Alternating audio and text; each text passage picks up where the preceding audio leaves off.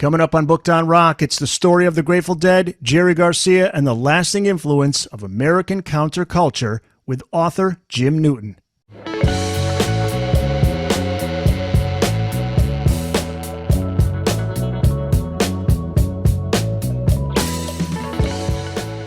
Welcome back to Booked on Rock, the podcast for those about to read and rock. Our guest is Jim Newton, who is the author of the new book, Here Beside the Rising Tide, Jerry Garcia, the Grateful Dead, and An American Awakening. Welcome to the podcast, Jim.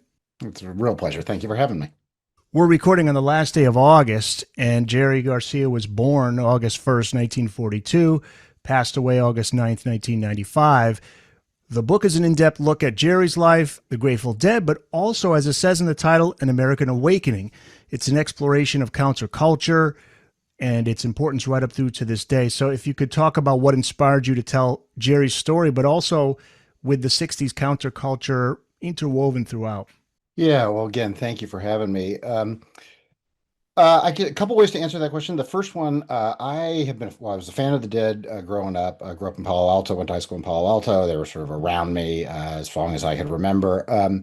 But back in the late 70s, early 80s, I think is when the culture around the Dead really made an impression on me. And I really felt like it was something to take note of, that it was something different about that music culture than any other bands or any other music that I had encountered, at least up to that point, and maybe ever. So that was kind of one thread of interest, was to make sense of that culture and to try to convey the power that it had on me and so many other people. At the same time, my sort of day job is writing about politics and government, and I've been doing that for the Los Angeles Times and Blueprint Magazine and a bunch of other places for many, many years. So I was interested separately in counterculture and in the ways that cultural figures move politics.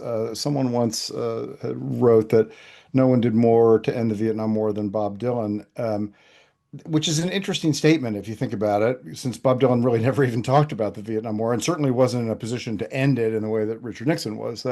And so that idea of the interplay of culture and politics has long interested me. And in fact, every other book that I've written is about politics and culture.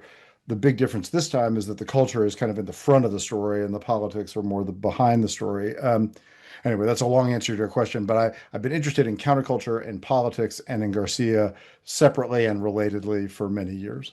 I always found it interesting because it depends on who's in the White House. It does affect the music that we hear. Yeah, sometimes bad White Houses produce good music. Right? The 60s. Music is good when it's speaking out against or reacting in opposition to something, even if it's not directly addressing it. And that certainly describes the Grateful Dead well, I think. There are a couple painful moments in Jerry's life early on that maybe casual fans listening may not know the specifics about. So just if you could talk about, one, the loss of his finger, and the other, the emotional loss with the sudden death of his father. Two very traumatic episodes in back-to-back summers for very young Jerry Garcia.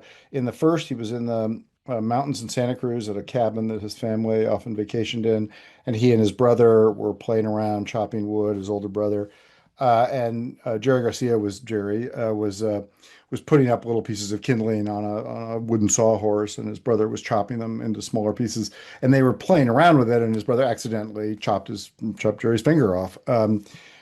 His mother, who had been a nurse, tried to wrap it and rush him to a hospital, but they were a long way away, and he lost his finger. Of course, we all know him now as iconically missing that middle finger of one hand. Yeah, not a great start for a guitar player, obviously, but fortunately for him and for all the rest of us, it was not of his fretting hand. It was his right hand, not his left hand. And so he learned to play the guitar without the finger. He didn't ever have to adjust to not having a finger. But all of that, of course, is in the future. In the moment, he's a 4-year-old boy who's just had his finger chopped off. And so obviously a very rattling moment for him. And then the far more traumatic moment the following summer, he and his mother and father were up on a fishing trip in Northern California, and his father went out to fish, slipped on a rock, and drowned. A little bit of confusion of memory as to whether Jerry actually witnessed him drowning, but whether or not that's the case from that point forward, obviously he didn't have a father. His mother was overwhelmed by the challenge of trying to raise him and his brothers, so she turned the brothers over to their grandparents. So he was separated from both his mother and his father for a period. He developed asthma. It was a very difficult young life for Jerry. His dad was just 45, totally unexpected. It wasn't like something that was coming. Yeah, that was traumatic. There's a connection here with Frankenstein. I when I read the book, those two traumatic incidents kind of connect with this. He had a fascination with Frankenstein, and it just seems like once he watched that movie, it was like he was releasing all of that emotion in him that was left by those events. Yeah, he saw the movie right about that time, and it really touched that core of loss and of reinvention and of magic. And to the very end of his life, regarded it as one of the most powerful movies he'd ever seen. So yeah, it made a real impression. And that is the same. It's a little bit after that period, but as he grows up on the peninsula in San Francisco, he discovers the arts and community, and I think he begins to find ways to patch that real hole in his heart. And I think it's no coincidence that the Grateful Dead family, as it's often referred to, had a kind of a familial structure. It felt like a community of artistic and like-minded folks, and so I think he very much, maybe subconsciously, but built a community around him that, in some ways, I think patched the hole in his heart left by those early days. Yeah, it's amazing. Abbott and Costello meets Frankenstein. That was the first one he That's the saw. movie, right? Yeah. Exactly. Dennis McNally was on here. He was the publicist for the Dead. He said towards the end of Jerry's life, he didn't want to do interviews. He was out of it at that point. And but the one time he did perk up, Dennis said, "There's a guy who wants to ask you about Frankenstein." I think it was for Turner Classics. Like, whoa, and he immediately woke up and he did the interview like that. He loved In fact, talking. it's one of the last interviews of his life. I can't imagine Jerry Garcia in the military, but he joined the Army in February of 1960 at the age of 17, and he was discharged. And then on December 12th, 1960, he packs his things, leaves the Army.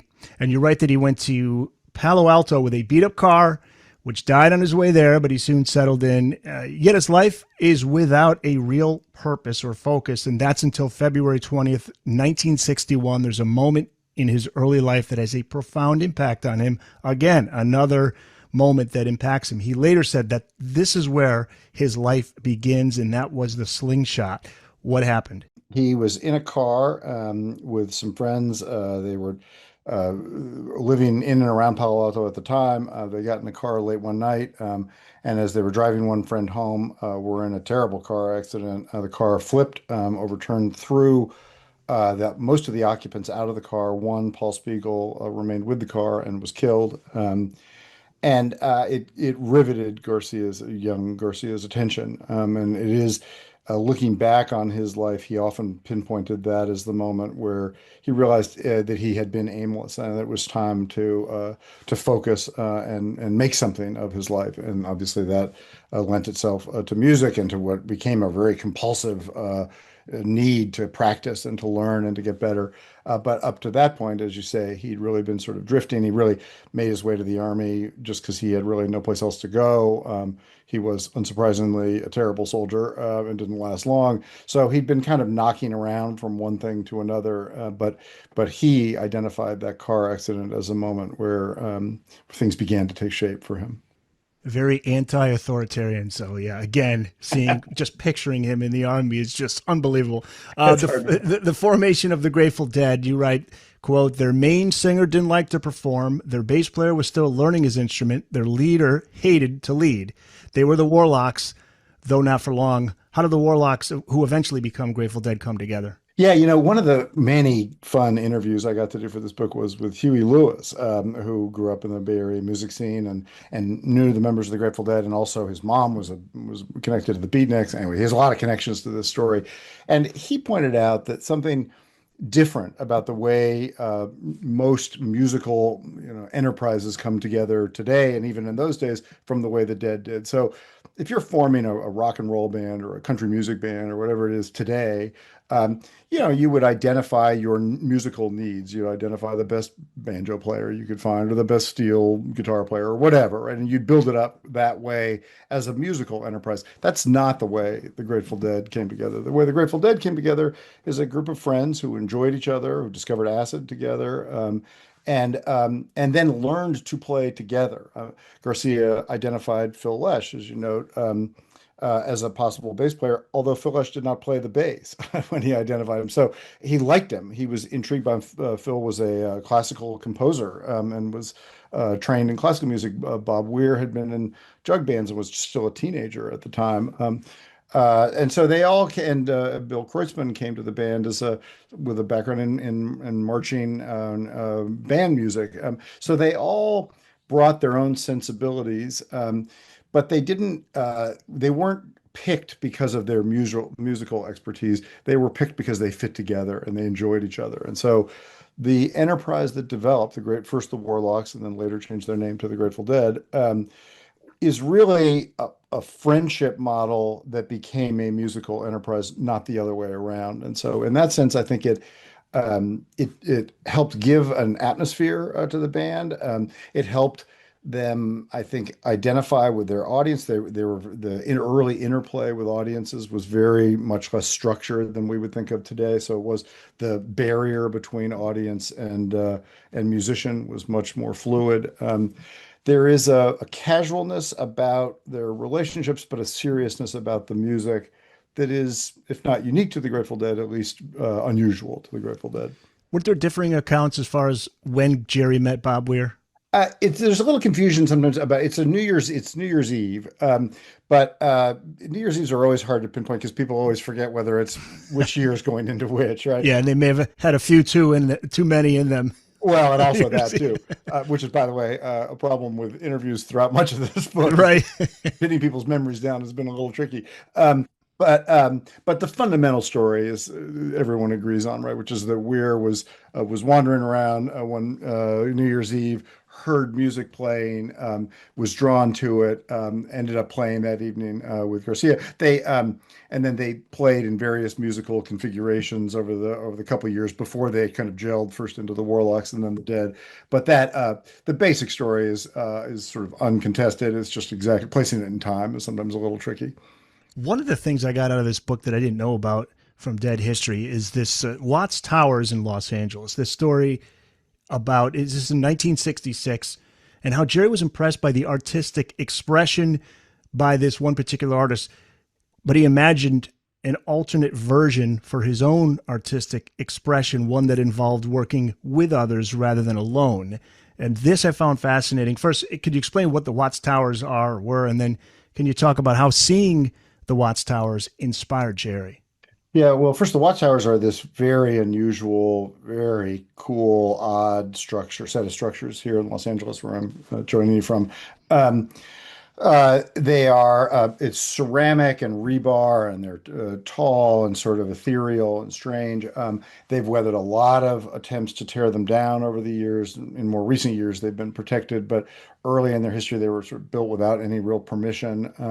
And so one night after the Watts acid test, Garcia, who'd been very high that night, he and other members of the Grateful Dead and Mountain Girl and a few others went out and saw the Watts Towers early that morning, the following morning. And he was struck, and anyone who sees them is struck by the sort of beauty, but also oddity of them. They're a very unusual set of structures. But I think what seems to have really made an impression with Garcia is the amount of effort that went into building this edifice all alone, and that's really not the model that he wanted for his artistic enterprise. Not to spend his whole life laboring on something that would be physical and iconic, but left behind. That instead he was really interested in an experiential model and something that the art would be the experience of creating the art. And that, I think, really is as well as anything can, that really describes the Grateful Dead project, right? It's not albums, it's not edifices of music, it's the experience of the music. And it goes a long way, I think, toward explaining why They were always so powerfully connected to audiences in live performance, and that they struggled, frankly, to capture that on vinyl or later tape or CD or whatever. But the point is, they were that the art really is in the relationship with the audience as the music is coming alive. And that's what Garcia comprehended probably for the first time that day and really saw it in contrast to the Watchtowers. I just read a great book on the Wall of Sound, which is Yeah, about that's great. the band creating something for the audience that everybody in the audience, no matter where they're sitting, they're going to get the best listening experience. And that built and built and built until 74, right? Yeah, the Wall of Sound is a great book, by the way. I just read it myself. But yeah, the Wall of Sound actually has a fairly short life in the history of the dead, just because it was also extremely cumbersome and really difficult to move from place to place. But to your point, exactly right. I think it's a manifestation of that commitment uh, to providing audiences with as close as they could to perfect sound. It was I never had the opportunity to actually hear the Wall of Sound. I came to the Dead scene a couple of years after that, but it is legendary in Grateful Dead history. Fantastic book. Brian Anderson, want to give due credit. The book is called Loud and Clear, Grateful Dead's Wall of Sound and the Quest for Audio Perfection. Great title too. Yeah, yeah. How did LSD and Ken Kesey's acid test events in the mid 60s in San Francisco have an effect on the Dead's approach to playing and creating music? The acid tests are where the Dead takes shape, really. I think it is the formative moment for the Dead. Up to that point, they were playing, learning their instruments, playing a few small gigs. Magoo's Pizza in Menlo Park is a famous one or set of them. But the acid tests are, well, first of all, what they are. This is in a period where LSD was popular and legal. LSD didn't become illegal in California until the end of 1966. So starting in 1965, Kesey, who had experimented with LSD and other drugs, and is, of course, the author of One Flew Over the Cuckoo's Nest, and Sometimes a Great Notion, and several other books after that. Um, Kesey was interested in LSD and in the opportunities that created, visionary opportunities it created. And so he created really what were parties initially, where the Dead performed, but that slightly misunderstands or miscomprehends, I think, what they were doing. They arrived and played their instruments, sometimes all evening, sometimes very briefly.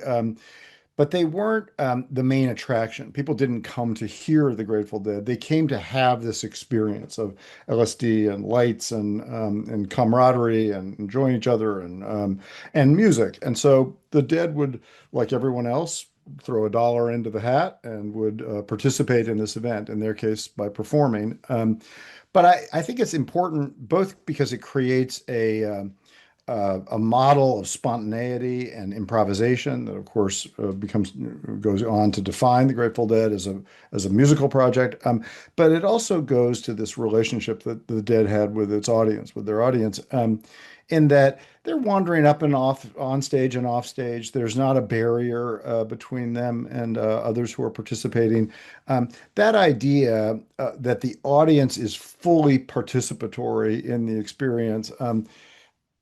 Defined the Grateful Dead from that moment forward. I mean, I can remember in the 70s and 80s and 90s going to shows, and if they didn't perform well, feeling like I was partly responsible for that. I mean, there is this sense that the audience was in on it, right? That starts with the acid test. And so I think in many ways, that's the most important contribution that the acid test made to the Grateful Dead's history, is that they imbued the Dead with this sense of connection and energy exchange with the audience. Our guest is Jim Newton. He's the author of the new book, Here Beside the Rising Tide, Jerry Garcia, The Grateful Dead, and An American Awakening. You have quotes from Jerry talking about freedom in the book. He said there is a lie about what freedom is. What was his understanding of freedom? Yeah, I think he was trying to respond to the idea that freedom was just license, that it was just the just doing whatever you wanted whenever you wanted to do it. And some of his notions about freedom also grow up, I think, in opposition to this notion that music ought to be free. The Grateful Dead probably performed more free events than any band ever, really. They were constantly performing for free. But it was also important to Garcia that people recognize that he and his bandmates needed to make a living doing this, that it was a work for them, that he had worked his whole life to become good enough to perform for other people and for people to enjoy it. So music isn't free, really. Even if musicians sometimes make it available for free, there's a cost to it, and there is responsibility that goes with freedom too, however one defines it. And so, what I like about his reading back through those interviews of that period is that it's a bit of a response to what I think other people thought that he thought about freedom. That people thought that people outside the hate and outside the sort of hippie scene in the 1960s thought that all that freedom meant to these young people was the opportunity to do drugs and sort of cut loose from Right. society. Free of Garcia's responsibility. right, and free of any obligations. That's not what he meant by it. And you can hear him in those interviews working his way to a more thoughtful and comprehensive idea of freedom than just sort of dropping out. Yeah, that's what with counterculture, the beliefs of counterculture started that way. And then as more people came from outside of San Francisco and moved into San Francisco, they clouded that whole belief up, and they were starting to believe like, hey, I can be free of responsibility, free of any, just have fun, do whatever I want. And with the Dead becoming bigger and bigger, they had to have a responsibility, and they had to make sure, and Jerry, I'm sure this was not something he enjoyed, but he had to understand this is now a business.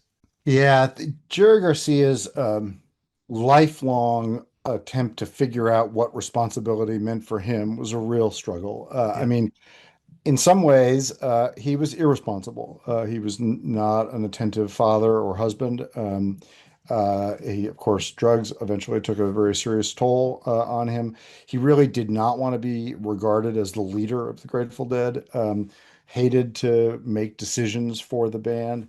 And yet, every other member of the band looked to him as their central figure, if not exactly the leader. If you read the memoirs of the other members of the Dead, it's very telling. They all are about their own experience in the Dead and their relationship to Garcia, right? And so they at least implicitly acknowledge Garcia, and sometimes explicitly acknowledge Garcia as the central figure of their effort. And of course, the Grateful Dead ended as the Grateful Dead per se when Garcia died in '95. And so in all those ways, I think he spent a lifetime trying to avoid taking responsibility for at least for certain things, but being drawn back into it. It was especially by the '90s when the Dead was just this gigantic enterprise.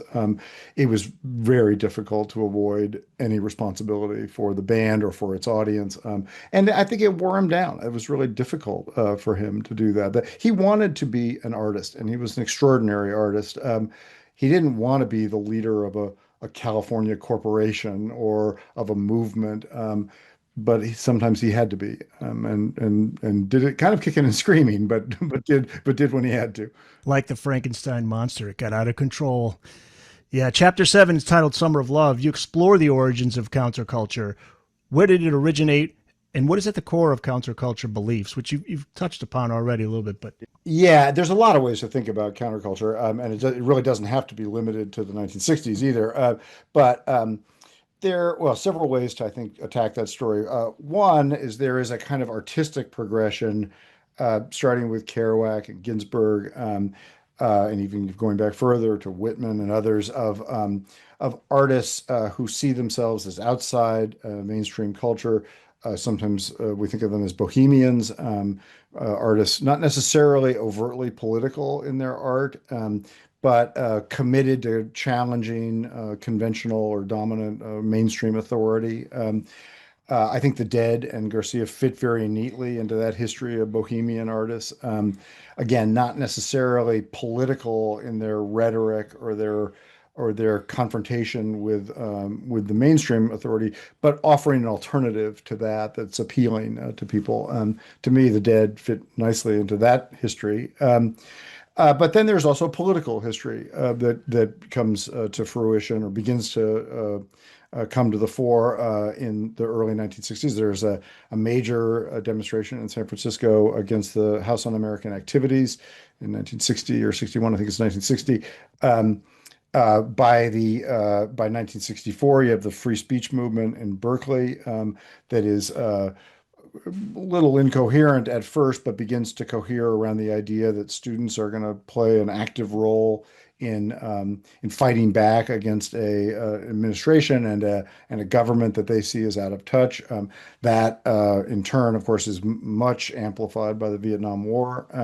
So by the Summer of Love, by the Human Being, which is the January of the summer that, or January of 1967, the Summer of Love is later that year. By the Human Being, you've got recognizable group parts of a counterculture. You have a sort of artistic counterculture, and then a more political counterculture. And in fact, the Human Being was billed as an opportunity for the tribes to gather, and in some ways that refers to the political tribe and the more artistic tribe. So all of that is swirling together in the San Francisco Bay Area in the early 1960s, and by the mid 60s, of course, Ronald Reagan is elected governor. He's becomes a real point of opposition for that gathering counterculture, and so by 1967, the major pieces are in place. You have the Berkeley radicals, you have the San Francisco hippies, you have the artistic and the political movements. You have Reagan as governor. It's then that you really start to feel this coalesce into something rather than a bunch of different pieces. It begins to feel like an actual movement, an actual counterculture. I love the quote from Jerry when Warner Brothers releases the band's debut album in 1967, and Joe Smith, who signed the band to Warner Brothers, says at the record release party, and this is in the book, quote, "I want to say what an honor it is for Warner Brothers to be able to introduce the Grateful Dead and its music to the world." Jerry then says, "I want to say what an honor it is for the Grateful Dead to introduce Warner Brothers to the world." Jerry's got a good sense of humor. He really had a great sense of humor. And as you note, in their own way, each of them was right. Was it difficult in those early days for the band and Jerry to be working for a record label? Was it too corporate for them? They struggled throughout, and they're not the only bands to struggle with a label, as you well know. But yes, they were committed to a kind of experimentalism that carried over into the studio. I mean, they racked up a lot of studio time playing with ideas. They got very much in debt to Warner Brothers. Moxoa. The label's like, Yeah, what am I exactly. doing with this? And I mean, some of it is brilliant, but very laborious. They go over hours and hours and hours. And they could be difficult to work with. At one point, Joe Smith sends them a very cranky letter telling them to shape up. And their response to that is just to write "fuck you" on it and post it on the office wall. So Fearless, though, right? Fearless. Yeah, I mean, how many bands would do that to a label? Most bands are working their ass off to get signed by a label, and they're going to do whatever they ask them to do. They definitely did not feel constrained by it, but they did end up in debt, which then put some boundaries on their behavior. And they dreamed, as many bands do, of forming their own label, of breaking free of the music industry. They ultimately did, although with mixed success. So yes, from the very beginning, I mean, I think it's credit Joe Smith. He went out on a limb to hire a band that was very much at the edges of Warner Brothers universe. And ultimately, of course, very successful, but it was not easy all the way. There were definitely some clashes of culture along the way. And Joe Smith was an older guy. He was from a different generation. But that was cool. He saw something in them. Yeah.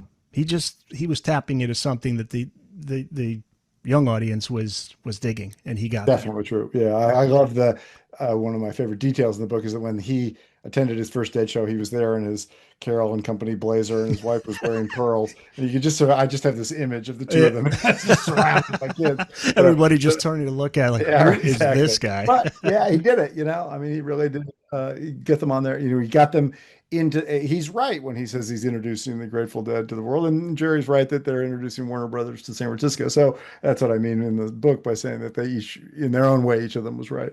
Darkstar, what a wonderful enigma this song is. There's an early jam the band goes into on Dancing in the Street, where there's a moment where the music from Darkstar originates, And then Jerry's longtime songwriting partner, Robert Hunter, Dead fans know him very well. He was there for that show. The opening lyrics come pretty naturally afterwards. There's also a T.S. Eliot influence. If you could talk about the origins of this song and how it developed. The original single is like 2 minutes long. And it goes on to become, a 20-minute live jam. Oh, and yeah, sometimes even longer. Yeah, it becomes the iconic Grateful Dead, early Grateful Dead vehicle for jamming and for experimenting. And I love that it's a Rio Nito show that you're referring to there, where you can hear and dancing in the street. There's a moment, I forget what the minute mark is, but I'm sure your listeners can find it. It's widely available. You can hear the chords go back and forth between Garcia and Lesh as they are dabbling in something they've clearly been playing with elsewhere, but they're sort of beginning to experiment with it on stage. And as you say, Hunter was there. He heard that. He then composed a piece of it right away, then composed some of it later in Golden Gate Park.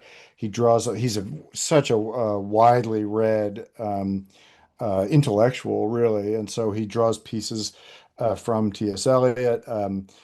Pieces really just from his imagination. And even when he's drawing from other writers, he's changing it in ways that are very uniquely his own.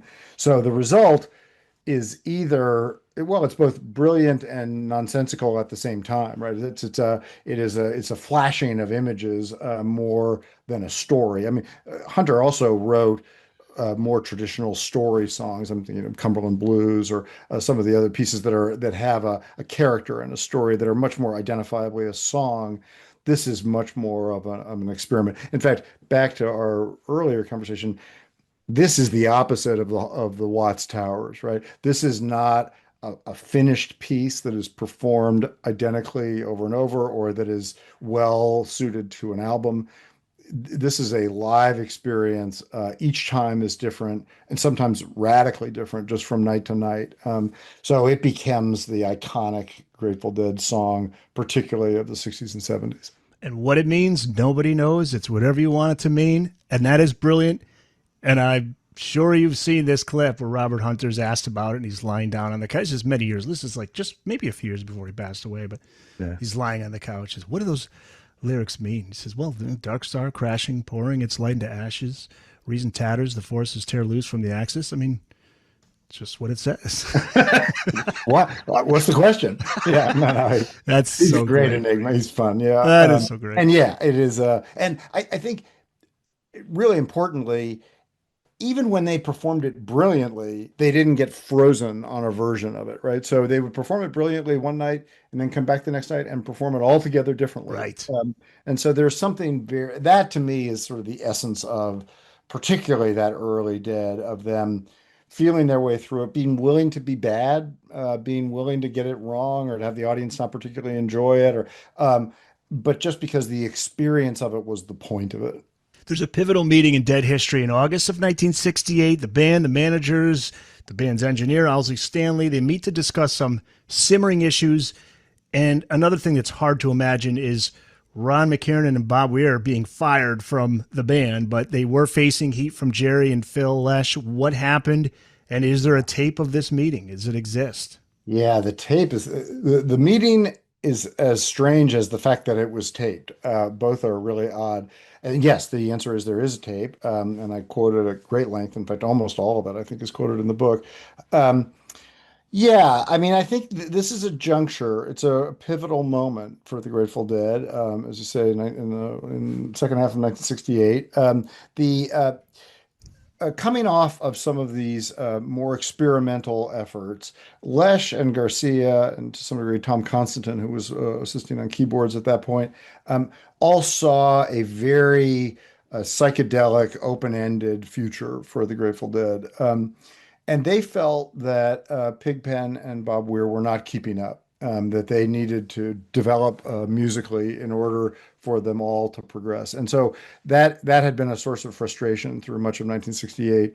This meeting that you're describing and that this tape memorializes is of them with their, as you say, their managers and engineers essentially telling Weir and Pigpen that they're out and that the band is going to move on without them because they haven't been able to keep up. Now, that said, it's a firing, but it's a Grateful Dead firing, and so they don't quite pull it off. Yeah, they're not sure if they were fired, really, right? They Yeah, left I the mean, meeting saying, the fact is they almost really don't miss any shows. There are a few performances after that of Garcia and Lesh and the drummers playing together as Bobby and the Midnights. And those are, in essence, what the Dead might have been had it gone on without Pigpen and Weir. But a better sense intervened, and Garcia and Lesh quickly realized that they'd made a mistake. Realized it quickly enough that they invited Weir and Pigpen to rejoin them. Very few, if any, actual scheduled gigs were affected by it. Pigpen missed a few gigs in the fall of '68, but it was really because his girlfriend was in the hospital, not because he'd been fired. So they got their wits back together and they went on. And as I noted in the book, that whole episode for me is interesting for several reasons. One, that it was recorded is strange. Obviously, you don't. This is not the kind of thing you would expect to have a tape of. Another is that it's the rare moment where you see Garcia really kind of taking some responsibility. He has to be really pushed into it. You can tell in the tape he's not enjoying this experience, nor would you expect him to. But he does step up and follow through with what approximates a firing or a break anyway. But then the other thing I would say is it's a bad idea. I mean, even it's a difficult thing to do for friends, obviously, but it ends up really not being a good musical idea to dump Pigpen and Weir because I do think they were Lesh and Garcia are mistaken, frankly, in that moment in thinking that the Dead would be better by shedding their kind of jug band blues wing and focusing on a more experimental psychedelic wing. I mean, would have been a future. They were brilliant musicians and they would have made the most of it, of course. But what ends up being the hallmark of the Grateful Dead is that they don't choose between those styles, but that they bring them all together. And and had they shed Weir and Pigpen at that early stage, I don't know that they ever would have gotten back around to that realization. So everyone is lucky that it didn't stick, really. And so better heads prevailed, but it didn't. In that evening, it seemed like it was about to break into pieces, and eventually it just obviously didn't. the last few years of the 60s, turbulent for the Dead, obviously turbulent for the country. Their appearance at Woodstock, a disaster. The PA issues with the rain, the Altamont debacle led to tragedy, the Manson family murders.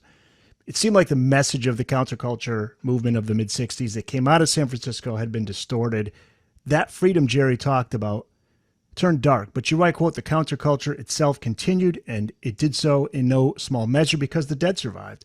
So talk about that and the Dead's influence in the early 70s. Yeah, I think that well, particularly flashing forward even further forward into the 80s and beyond, as the counterculture changed, the Dead became more and more of a sort of guardian of the values of that period.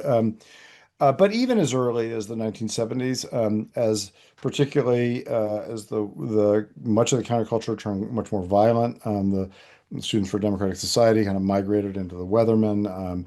There were protests were increasingly violent. Bombings were more common in the early 70s. Um, the Dead resisted both the war and the kind of mainstream uh, refusal to accept them and the counterculture on one hand, but the Dead also resisted the kind of didacticism of the left. They were not fond of being told what to do by either the left or the right. And so they really are quite steady through the period. They stick to their values, they stick to their art. And despite pressure from each side, they are much more associated with the left, and properly so. That's really where they're situated, I think, in the cultural history of all of this. But they're not drawn into a violent response to Vietnam, for instance, which much of the counterculture was. They find common cause with the Black Panthers and the Hells Angels. They're the rare the rare people who saw value in both the Hells Angels and the Black Panthers, but not because of their politics or their violence, which both of them engaged in, but more because of their kind of community cohesion around those groups. And so they knew what they liked, and they were steadfast about that. And so I think that's a big part of why they remain a kind of touchstone of culture over such a long period, is that culture is swirling and changing all around them, but they're pretty good about steering a straight course through all of that. And there was a point in the mid 70s where the Dead stopped touring, but they reemerged in 76, and 77 is a landmark year for the band. Talk about that period of the Dead. It was like a rebirth for them, a rebirth for counterculture with Nixon being out of the White House, right? Yeah. Yeah, it's a real moment of kind of liberation, I think. Yeah, they had, well, as noted earlier, they had formed their own record label. They had come off the road. And really kind of retreated back to north of the Bay up in Marin County, San Rafael, where they worked on solo projects and produced Blues for Allah, a Grateful Dead album that they produced while they were on this hiatus. But again, the Grateful Dead is often successful, sort of despite itself. And in this sense, I think they didn't really. There's something ill-conceived about the idea of the Grateful Dead coming off the road, because fundamentally, as we've already discussed, the energy of the Grateful Dead was always on the road. It was always in relation to audiences. And so the idea that they would be some other kind of non-touring enterprise doesn't really make a lot of sense. And I think gradually they came to see that as they were off the road and doing their own projects. And so eventually, they realized that they wanted to be out there again. They wanted to be together, and they did. So they come back out in 76. As you say, 77 shows, the spring of 77, produced some of the shows most revered by fans. Cornell is a special Cornell, New there's Haven, also Connecticut. Sportatorium, New Haven, Yeah. Sportatorium in Florida. A lot of really great music in that period, and a sense that they were at it again. They started small with a lot of smaller venues, got bigger again. There's another through line of the Grateful Dead, which is trying to keep things small.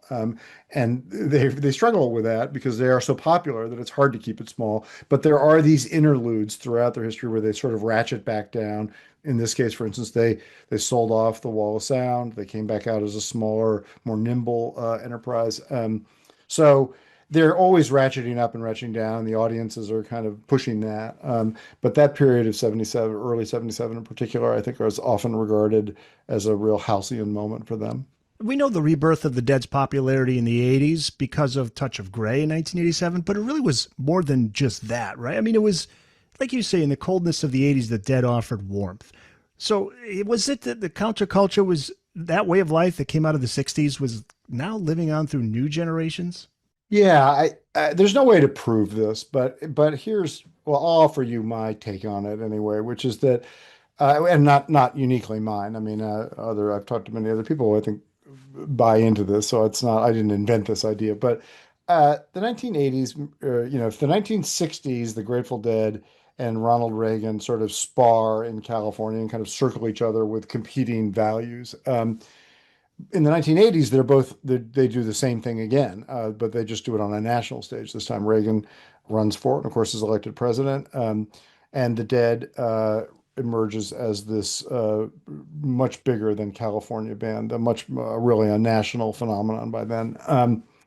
And that's even before Touch of Grey, which then puts them stratospherically into another level. But I do think one thing that's going on there is that Reagan and the culture around him were they were mean-spirited, they were capitalistic.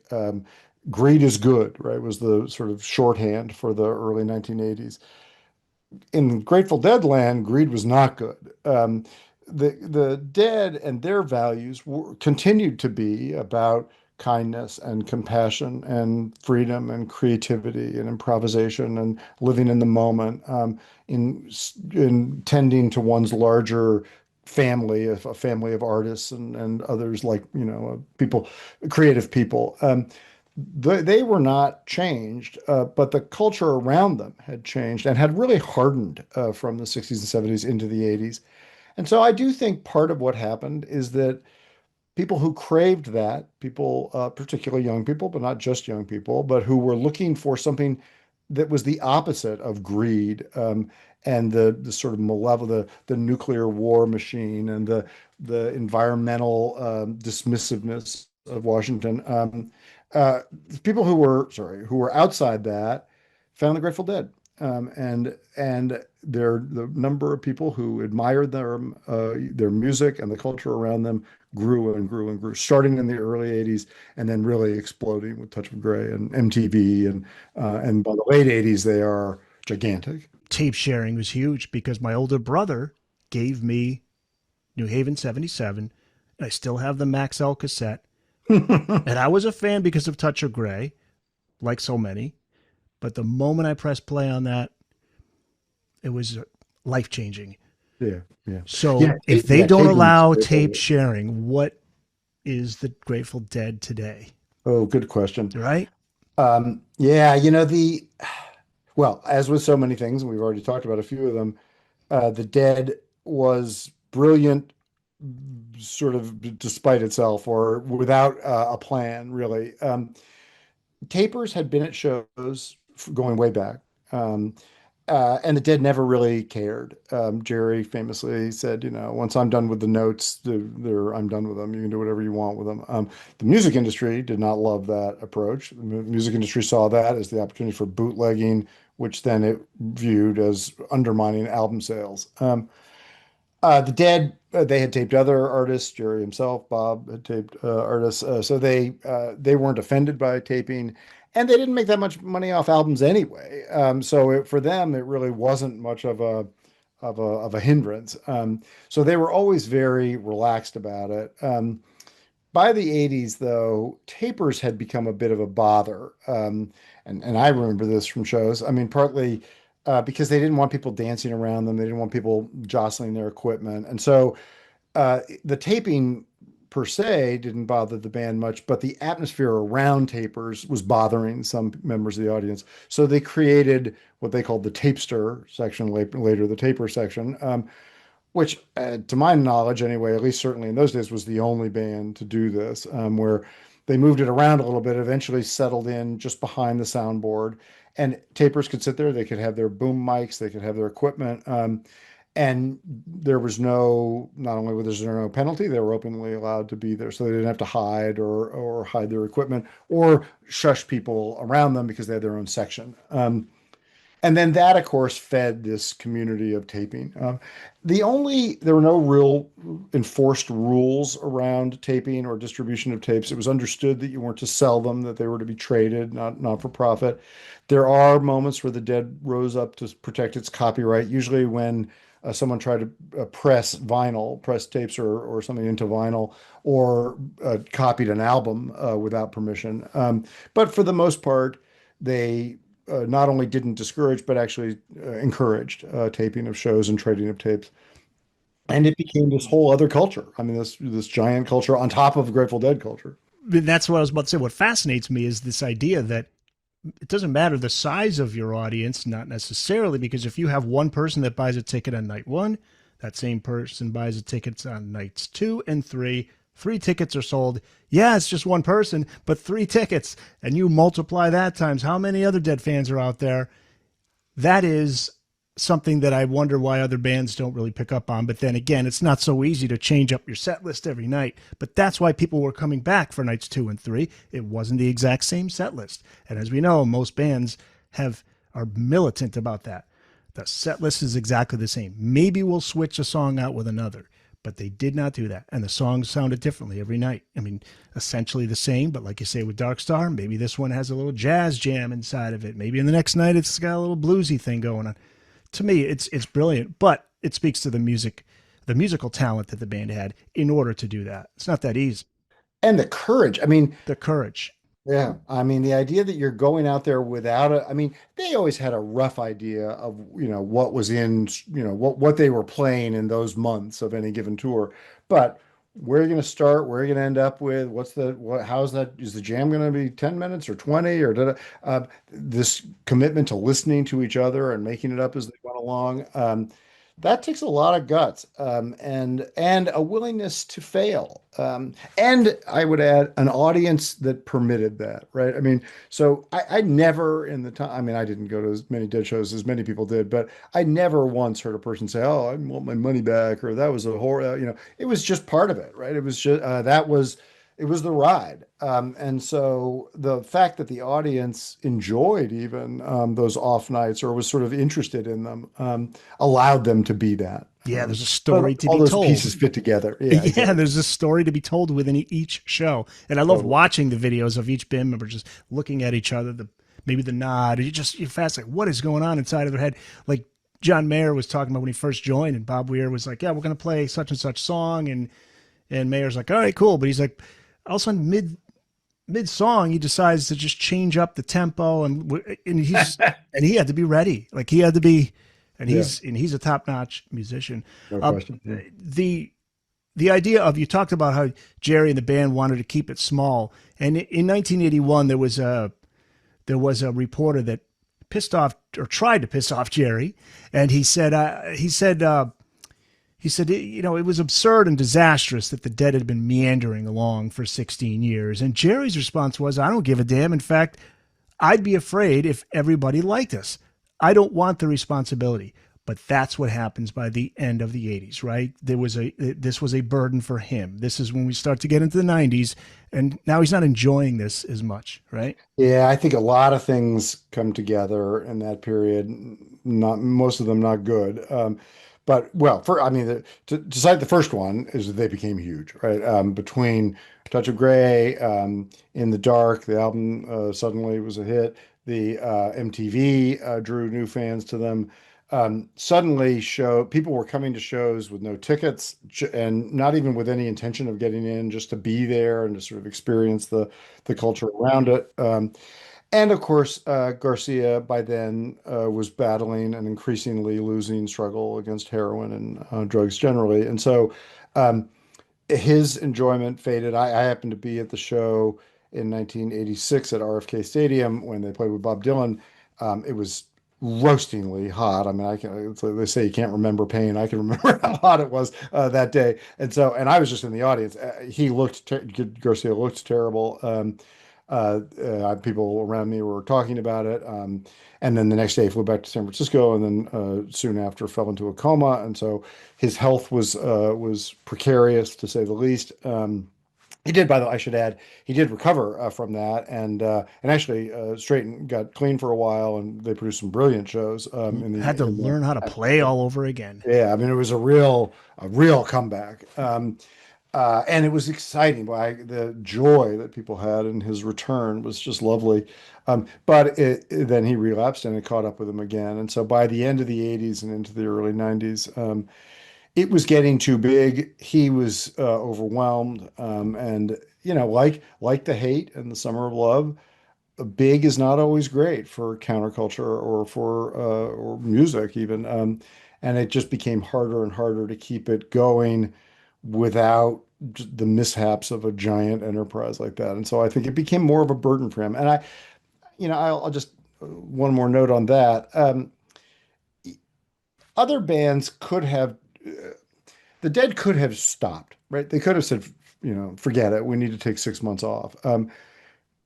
But most bands could do that because most revenue for most bands is generated by albums. The Grateful Dead had this huge community of people they supported who worked for them, and if they stopped touring, the money stopped coming in. So they felt a responsibility, again, back to this word responsibility, to keep that community alive and healthy. And so to stop was not just to make a decision that they could personally afford. By this point, they were all quite wealthy, but that would put people they cared about out of work, that would have really ground the enterprise to a halt. And so the pressure to go on was immense. And so then they succumbed to it, and that got harder and harder. In that documentary, that great what a long strange trip it's been. That's It right. was Jerry's Yeah. girlfriend. It was a girlfriend from his early years, and then they rekindled the relationship later years. And she says Jerry pulled her aside one day, and he said, I could just walk away and live off of the Ben and Jerry's money, right? And she said, well, just do it. He says, you don't get it. You don't get. He said, I've got 50 people, road crew, band members that depend on me, and I've got millions of fans who depend on me to go out there every year, year after year, 10 months out of the year, because they're looking to have their good time for 2, 3 hours. Yeah. I can't. And he couldn't go out for a walk. He couldn't go to the store. He couldn't do what he wanted to do. And thus you have the escape in the drugs. And Yeah. yeah, we lost some Paradox years. of it is awful. I mean, uh, it's tragic. And for me, the most painful parts of working on the book were watching him sort of come apart in those later years. Um, I was up at the archive at UC Santa Cruz, which has a Grateful Dead archive, which is extremely important to me in producing this book. And one day I was going through bank records of the band, and it has Garcia's personal bank records or part of it from I think this is 93, 94. And you see on several days of him making 5, 6, 7 trips to the ATM to take out $200 or $300 each time, and you can just see the addiction working on him. And you know, the fact that at that point that he is successful beyond any dream he had when he was, fresh out of the army in Palo Alto in 1965 or 1960, 61. Um, he's so far beyond that now, and yet things are falling apart for him personally. And I mean, he died at age 53. I mean, he obviously, uh, were it not for the drugs, he would have presumably lived a lot longer, but it really took a toll on him for sure. Yeah, I can't remember her name. I apologize. But she Bridget, said, what was Bridget it? Meyer, Bridget Meyer. Yeah. Right. And she's the one who said, I know you're doing drugs again. That's fine. But I need you to be open with me and just tell me, and so we can communicate. And there's a pause, and he looks right at her, cold stare. He says, thank you very much. You can leave. It was great. We had a great time. It's time to go. Wow. I mean, it was. Yeah. Well, I don't know. This is not probably the forum to talk about it, but anyone who has dealt with an addict knows that if you force them to choose, they will not always make the right decision.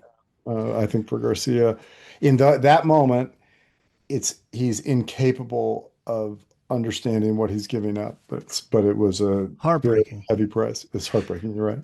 So I'll finish with this. Obviously, we know the Grateful Dead, they the music continued. I mean, your epilogue says, quote, the Grateful Dead died with Jerry Garcia, and sure did, but the members moved on, and we know they've different formations.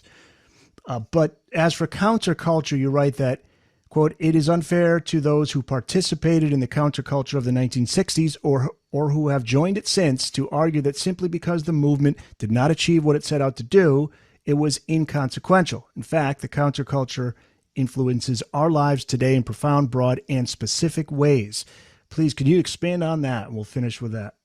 Yeah, I mean, I think some of those ways are very obvious. Right? We are, as a society, we're much more accepting of Eastern religious practices, Buddhism, Hinduism, others that are much more part of our culture today, right, than they were before the 60s. Health foods, organic foods. There's a whole ways in which uh, the counterculture has infused itself into our being, really, and into our politics. Some of the things that were contentious about that the counterculture confronted are now beyond dispute. We don't genuinely dispute that segregation is a desirable. I mean, I'm sure there are some outliers, but as a society, we accept that racial equality is an ambition of the society, gender equality. So there are the respect for the environment. Largely bipartisan consensus around that today. In what fashion is something we still debate, but there are big principles of the counterculture that have settled into our lives that we no longer even think to argue about. That's what I mean by it influencing us. Now, I would also say there are things about the counterculture that have that didn't succeed or that have affected us in ways are not a success. So yes, the counterculture ended the Vietnam War. I mean, I think that's a hallmark of its influence. It didn't fundamentally, though, change the way we think about war. We still resort to violence to solve problems between nations. That's a shortcoming, I would say, of the counterculture and its influence. Drugs, the counterculture celebrated drugs. I'm not here to proselytize about drugs one way or another, but I would note that among others, they killed Jerry Garcia. And the counterculture didn't have to wrestle with fentanyl or some of the more dangerous drugs that we have today, but it's celebrated and even glorified drugs in a way that I think, in retrospect, feels reckless. So there are influences that continue to shadow or affect our lives for better and for worse. And I think that is a reminder that this was and is a powerful movement, a powerful current of American life. I think for the most part, we should be happy about that. But that is not to say that everything it did turned to gold. Here beside the rising tide, Jerry Garcia, The Grateful Dead, and An American Awakening. It is out now. Find it wherever books are sold. You can look for it at your nearest bookstore. Find your nearest independent bookstore at bookedonrock.com. And Jim, can people find you online if they want to reach out to you? They can. You can find me at UCLA. You can find me on Twitter or whatever the fuck do we call it. Sorry, whatever we call Twitter these days. But I'm also on Threads and et cetera. I'm easily found. So look me up. I'm happy to get a message. And did I see you're in one of the O.J. Simpson documentaries, right? I was the lead reporter for the LA Times on the O.J. Simpson. Wow. It's another life. That's another long conversation right there. It's so funny. Yeah, once I saw you on camera, I said, wait a minute, I've seen him before on TV. Yeah, That's been man. a while, but yeah. Yeah, that's cool, man. Jim, thank you so much for doing this. This is a fantastic conversation and a topic that I can talk forever about. The Grateful Dead. Well, you and me both, and I sure appreciate the chance to talk with you. Thank you.